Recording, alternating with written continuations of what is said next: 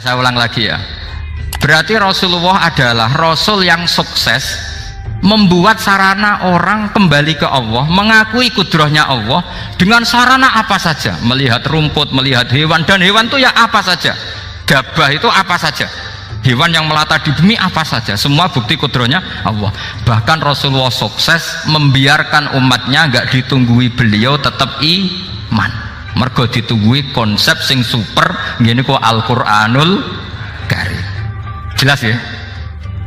Tapi caranya memahami ya seperti yang saya terangkan ini.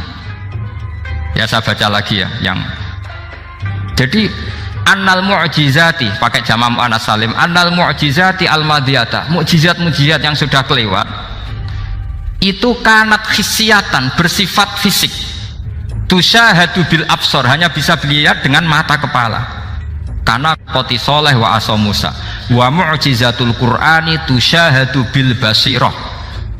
Sementara mukjizatnya Quran disaksikan dengan mata hati, dan setiap orang punya mata hati. Fayakunu man yattabi'uhu li ajliha aksar li anna alladhi yushahadu bi ainir ra'si yang qoridu bin qiradi musyahidihi walladhi yushahadu bi ainil aqli bakin yushahiduhu kullu man ja'a badal awal mustamirron. Sesuatu yang dilihat dengan mata kepala, setelah para saksi ini meninggal, maka setelahnya mencari-cari, bisa percaya bisa enggak. Tapi mukjizat yang disaksikan mata hati, siapapun percaya dan sampai ila yaumil kiamat. Dan tentu Quran lebih unggul dalam hal ini, dan insya Allah kita semua adalah ahli Quran, yaitu harus punya kesimpulan falam mata bayyana lahu qala a'lamu annallaha ala kulli syai'in qadir. Sebagian ayat walita alamu annallaha ala kulli syai'in qadir wa annallaha qad ahata bi kulli syai'in ilma. Itu kenapa mukjizatnya Quran dasar. Itu yang gampang-gampang ya, melihat nyamuk, unta, kerbau itu yang gampang. Anda tak naikkan kelas sedikit menjadi agak ilmiah. Misalnya begini, kamu ahli falak. Misalnya kamu ahli falak. Misalnya kayak Batu Rehan ya. Itu pasti tahu kalau matahari dan rembulan dibikin Allah itu asyamsu wal qamaru bi husban, bahwa matahari dan rembulan dibikin ini untuk hisab. Walladzi ja'ala syamsa diya'a wal qamara nuran wa qaddarahu manazila li ta'lamu 'adadas sinina wal hisab. Sehingga ketika ternyata betul samsiyah bisa dihitung menjadi tahun samsiyah, yang oleh bahasa milenial disebut Masihiyah, Sayyidina Umar agak tersinggung. Sebetulnya yang namanya hisab itu tidak ada hubungannya dengan Masehi dan Hijriyah, itu nggak ada. Semua berdasar matahari atau apa? Rembulan. Lah sialnya yang samsiyah ini oleh bahasa internasional disebut apa? Masehiyah. Makanya Sayyidina Umar marah terus bilang ya sudah kalau gitu Qamariyah bikin apa? Hijriyah. Jadi itu sebenarnya nama politik. Sebetulnya kalau objektif yang jadi ukuran ya samsiyah sama Qamariyah. Berhubung ini sudah diambil tetangga partai sebelah, akhirnya ya kira-kira gitu. Jadi kira-kira seperti itu. Akhirnya kita namanya apa? Hijriyah, apa samsiyah sama apa? Hijriyah. Sebetulnya yang asli ya samsiyah, Qamariyah. Tapi nggak apa-apa lah. Dunia itu mesti ada politiknya. Lah yang repot orang-orang fanatik hukum pakai bahasa nasional itu repot. Jadi misalnya kematian Yesus Kristus itu mesti Batu Rehan kan nggak percaya, akhirnya ditambahi kematian Sibeh. Karena kalau bilang iya kan percaya, makanya ditambahi apa? Sibeh. Karena menurut orang Islam berkeyakinan Nabi Isa itu nggak terbunuh, maka ditambahi apa? Sibeh. Saya dulu pernah usul, karena beliau itu kalau manggil bahasa itu bude, jadi saya pernah sowan usul, mbak ditulis gini saja bah, kematian Yesus dalam kurung katanya. Tapi mungkin terlalu vulgar ya, jadi akhirnya dibikin apa? Sibeh ya. Di kalender Kudus kan apa? Sibeh ya, ditambahi Sibeh. Ya nggak apa-apa lah, yang penting keyakinannya masih benar gitu. Jadi masih benar. Kalau usulan saya terlalu ekstrim, masa dikasih apa? Ya karena memang begitu kan, kita berkeyakinan Nabi Isa itu gak terbunuh. Wa ma qataluhu wa ma sholabuhu walakin syubbiha lahu. Jadi ini saya teruskan ya. Ini paling masih seperempat jam ini. Kalau kelamaan sampai dolim itu ganggu kiai lama-lama gitu. Saya tadi sudah bilang sama panitia, orang Indonesia itu gak sopan. Kalau suka kiai itu didatangkan, itu agak masalah sebetulnya. Dalam etika itu masalah. Kalau seneng kiai ya sowan ngaji, jangan sowan di dalam, itu ganggu ya, sowan ngaji saja. Dulu Imam Malik itu anaknya raja itu, Imam Malik itu seangkatan dengan Harun Ar-Rasyid. Makanya jangan berharap kalau saya gampang diundang. Bukan karena saya sombong, memang etikanya seperti itu. Jadi Imam Malik diminta datang ke istana untuk ngajar anak-anaknya Harun apa? Ar-Rasyid. Masyhur Imam Malik tersinggung terus kata bang, al ilmu yu'ta la ya'ti. Ilmu itu disowani bukan sowan. Akhirnya Harun Ar-Rasyid minta anak-anaknya datang ngaji ke Imam Malik. Itu anak presiden. Imam Malik berani, al ilmu yu'ta la ya'ti. Tapi kalian beruntung karena saya hormat sama mbah saya yang di sini. Wong makom buyut saya itu ya berarti apa ya? Ke selatannya makamnya saya Ja'far Shadiq itu di situ kan ada makamnya Mbah Soleh, Mbah Maksum, itu mbah saya. Nah, makanya dulu saya ngaji di sini lama di Damaran itu. Maksudnya lama itu ya mungkin setahun. Karena saya memang mulai kecil di sarang, sampai sekarang saya masih ngajar di sarang. Tapi dulu cukup ya, karena saya kesini sudah hafal Quran, jadi hanya setor setiap hari satu juz, jadi cepet lah. Saya tidak punya masalah ingatan, alhamdulillah, jadi cepet hafal.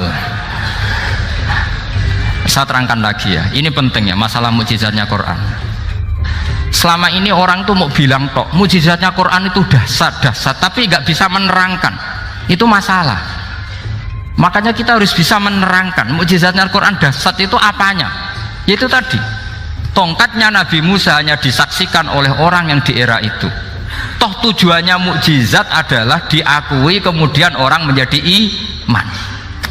Lalu Rasulullah SAW beliau sudah intaqala ila rafiqil a'la. Tapi konsepnya Quran menjadikan orang yang nggak ditunggui beliau tetap iman ila yaumil kiamah. Itu yang maksud fa'arju an aku na aktsarahum tabi'an yaumal kiamah. Mukjizat saya itu cukup Quran kata Nabi, dan dengan mukjizat itu orang akan iman ila yaumil kiamah. Caranya seperti ini. Karena tadi sedahsyat-dahsyatnya mukjizat, tujuan utama orang terdikte supaya ikror ngakui kudrohnya Allah. Lah ngono kok ngenteni tongkat sakti lah opo, cukup deloknya mau. Paham nggih? Jelas ya? Alhamdulillah, mau naik kelas ini sudah benar, ini sudah benar. Terus kedua begini, kedahsyatan Quran lagi. Quran itu bisa merunut, mentartibkan logika. Bahkan logika ini logika yang universal. Siapa saja merasakan logika itu. Misalnya begini, dulu orang kafir itu punya Tuhan banyak. Tentu yang dipertuhankan ya mana? Yang dipertuhankan itu banyak. Karena pikiran mereka urusan banyak, problem banyak, ya Tuhannya harus banyak. Ada BPKB 3D kan, istri cerewet macam-macam lah itu kan. Problemnya banyak, maka Tuhannya harus banyak. Karena Tuhan itu maknanya penyelesai masalah. Sehingga kalau masalahnya banyak, Tuhan harus banyak.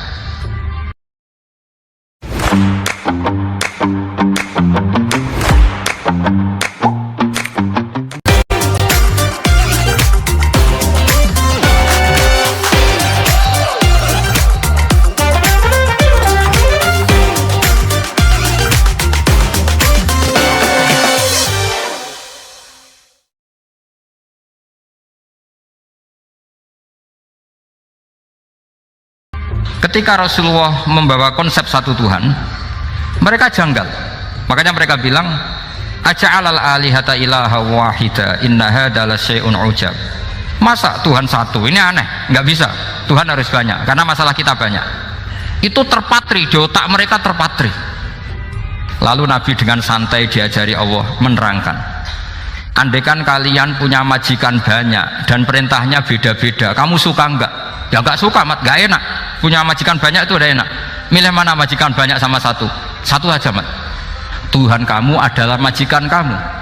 Kalau banyak kamu bingung. Ya mat, satu aja Mat. Itu segampang itu. Jadi menggiring. Tuhan itu kan bos kita, tuan kita. Kalau banyak berarti yang memerintah kita banyak, dan bisa konflik bos-bos kita ini karena berebut anak buah tadi. Akhirnya mereka, kalau kamu punya majikan banyak dan perintahnya beda-beda, semuanya minta dilayani, kamu pusing enggak? Ya pusing Mat. Minta yang mana? Majikan banyak sama satu? Satu saja Muhammad. Ya Tuhan kamu adalah atasan kamu, maka harus satu. Mereka paham. Oke Mat, Tuhan satu. Itu yang dimaksud dorobawaw matalar rojulan fihi syuraka umutasyakisuna wa rojulan salamal lirojul hal yastawiyani masalah. Langsung alhamdulillah, karena mereka yang paling bodoh pun paham dengan logika itu. Paham kalau Tuhan banyak, perintahnya banyak, kita repot. Maka Allah bikin satu masalan, yaitu rojulan fihi syuraka umutasyakisuna wa rojulan salamal lirojul. Satu lelaki, satu bos, satu perintah. Kayak apa mudahnya Allah. Kemudian mereka tetap menuhankan Lata, Hubal dan Uzza karena mereka dipertuhankan. Sebenarnya nggak pernah Tuhan, tapi dipertuhankan. Allah memberi contoh tuh sederhana sekali. Wa daraballahu mathalar rajulaini ahaduhuma abkam la yaqdiru ala syai'in wa huwa kallun ala maulah aina ma yuwajjihu la ya'ti bi khair hal yastawi huwa may ya'muru bil adl. Kata Rasulullah, Lata itu menurut kamu apa? Ya Tuhan kami. Muhammad, Hubal ya Tuhan kami, Uzzah ya Tuhan kami. Lalu kalau mereka kotor ya saya mandikan, kalau hidungnya coplok ya saya tata. Terus kata Rasulullah begini, kamu mau nggak punya budak atau pembantu yang buta, tuli, bisu? Kamu mau nggak punya pembantu loh ya, pembantu itu budak zaman dulu. Kamu mau nggak punya pembantu yang buta, yang tuli, yang bisu? Wah gak doyan Mat, gak apa pembantu ngono. Yang pembantu saja kamu tidak mau yang gitu, kok malah punya bos begitu? Orang yang tuli, yang bisu, yang kopok jadi pembantu saja nggak layak, kok malah jadi pangeran. Paham ya? Arca dan berhala itu kan nggak bisa apa-apa. Kamu mau gaji ngasih THR pembantu yang kopok, bisu, picek? Mau? Wong jadi pembantu saja nggak sah, kok mau jadi apa? Tuhan atau jadi majikan? Jadi Allah bikin contoh gampang sekali. Wa daraballahu mathalar rajulaini ahaduma abkam la yaqdiru ala syai'in, nggak bisa apa saja. Wa huwa kallun ala maulah, anane ngrepoti tok. Aina ma yuwajjihu la ya'ti bi khair.